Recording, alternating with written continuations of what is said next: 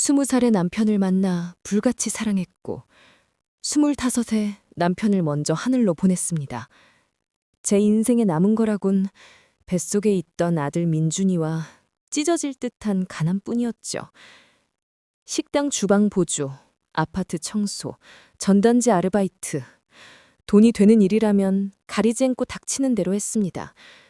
그렇게 20년 넘게 일을 악물고 버틴 건 오직 제 목숨보다 소중한 아들 민준이 때문이었습니다.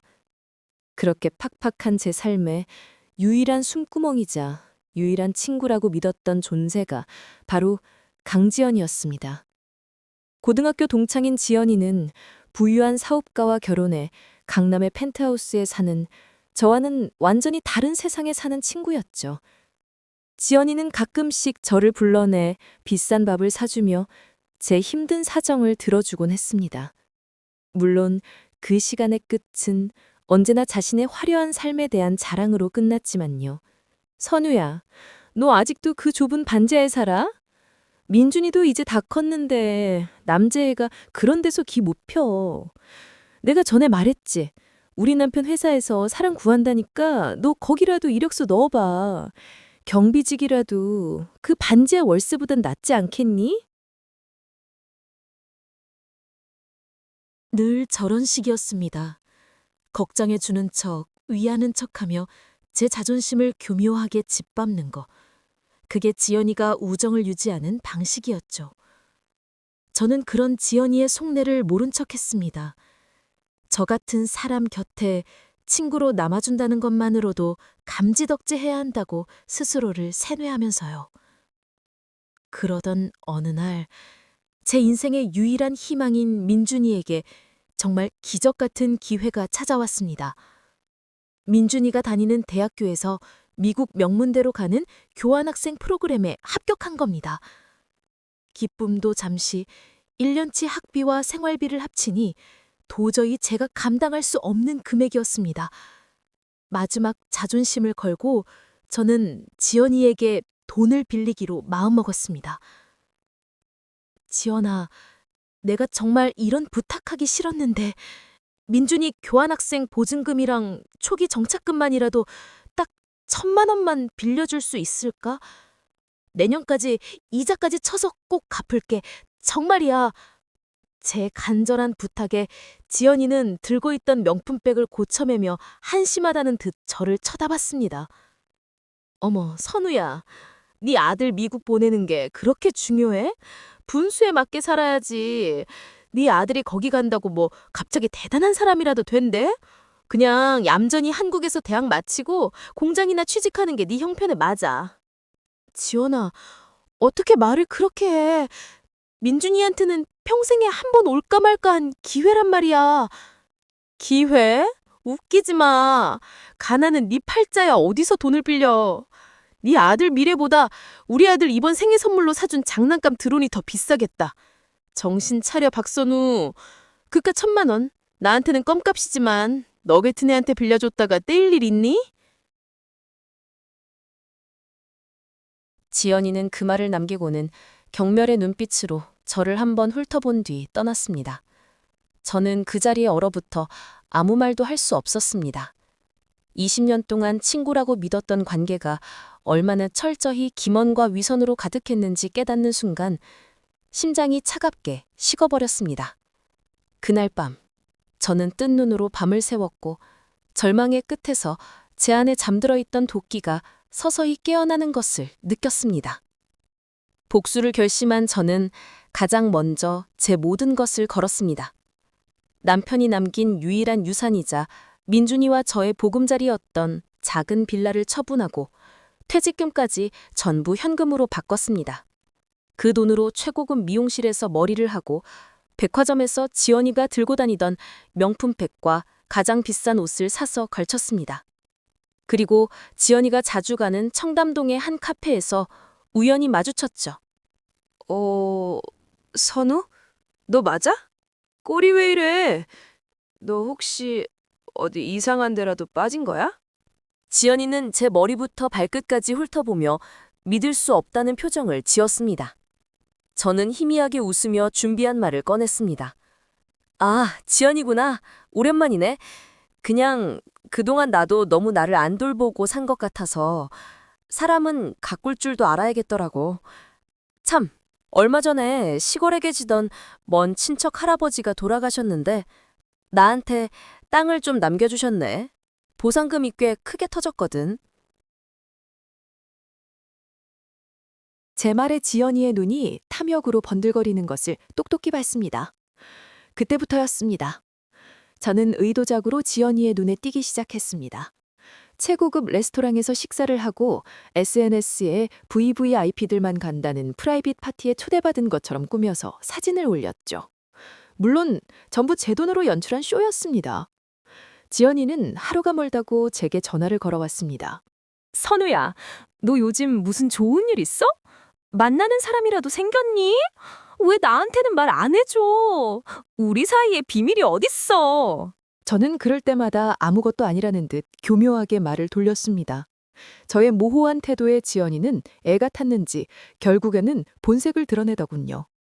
어느 날 지연이가 주최한 부부 동반 와인 파티에 저를 초대했습니다.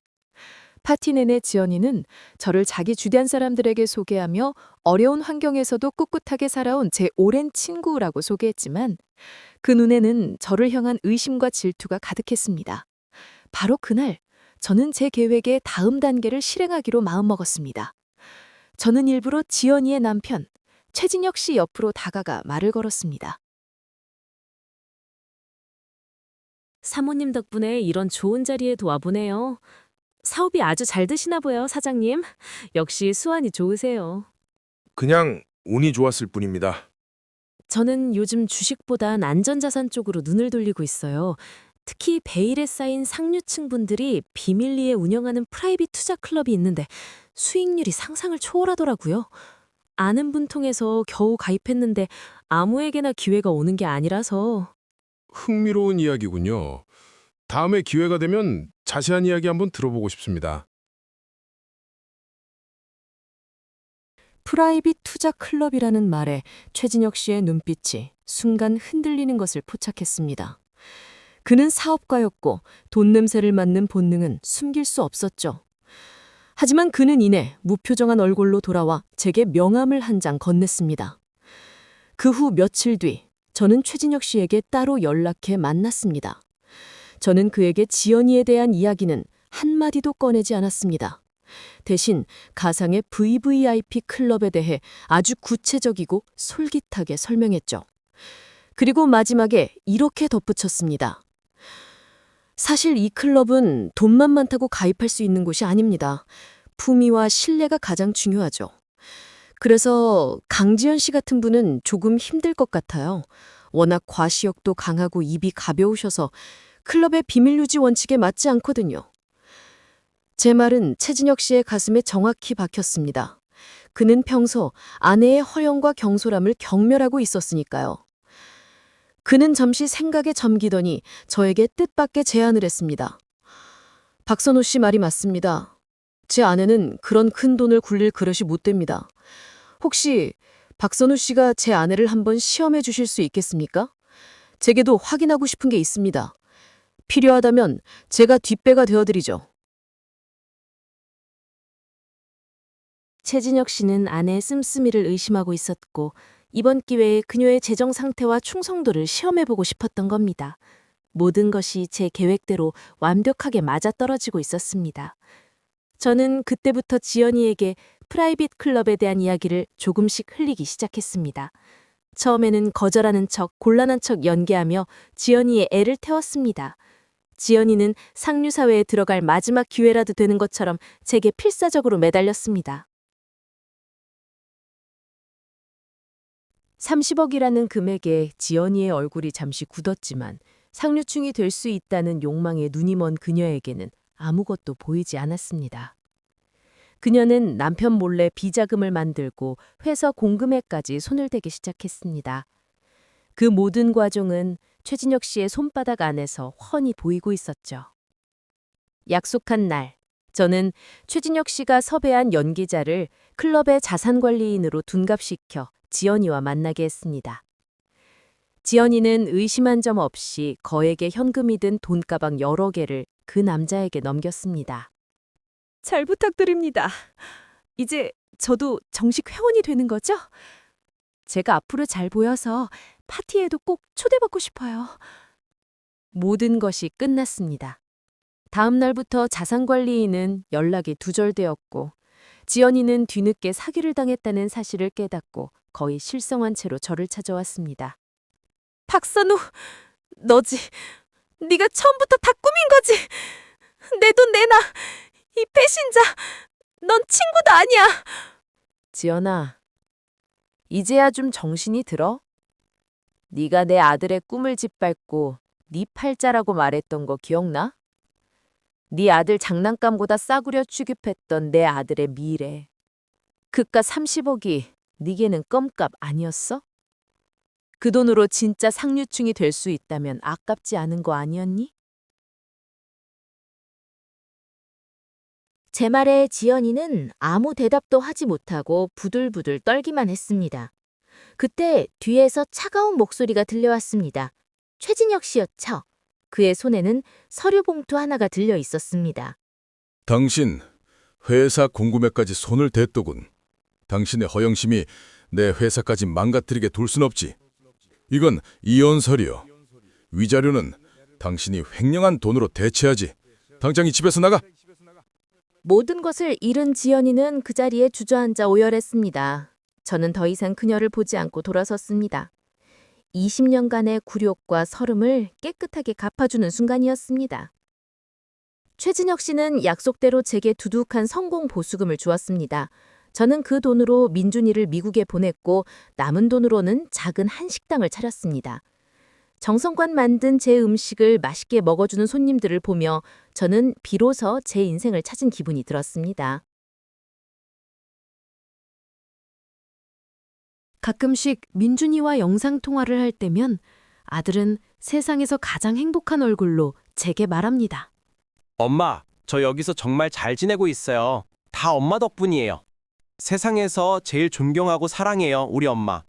저는 이제 더 이상 누구의 친구, 누구의 엄마로만 살지 않습니다. 박선우, 제 이름 석자를 오롯이 되찾았습니다.